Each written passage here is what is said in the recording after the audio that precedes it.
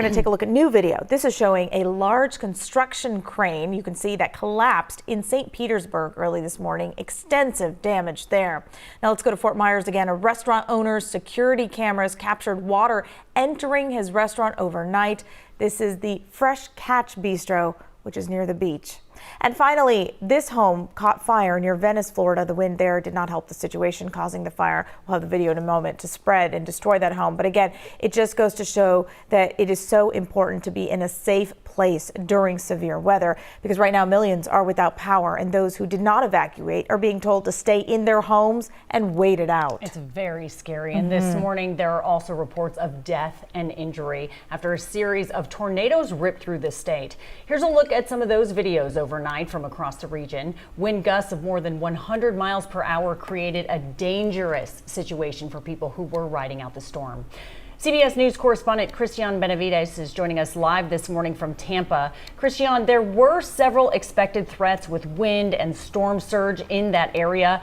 What was it like when Milton finally made landfall overnight?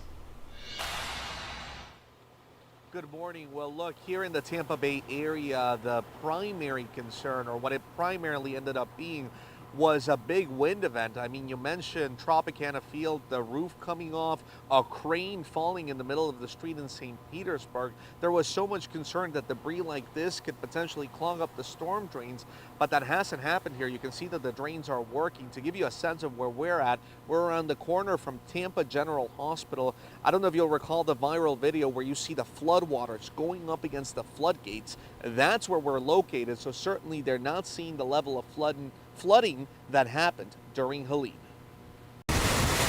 Hurricane Milton came roaring ashore on Florida's west coast overnight, bringing with it life-threatening winds, heavy rains, and dangerous storm surge. I hear a lot of wind outside. Bradenton resident Angie Samaro and her family are riding out the storm at home, located outside of the evacuation zone. We knew that we wanted to stay Closer to the Gulf Coast in Newport Richey, residents and their pets took shelter in this middle school gym. We take this stuff serious, and we live in a flood zone. In the days leading up to the storm, millions were urged to evacuate. Last night, Florida's governor said it's too late for those who did not heed those earlier warnings. You have to shelter in place and just hunker down. Already, there are reports of deaths, injuries, and extensive property damage after tornadoes swept through parts of the state ahead of Milton's arrival.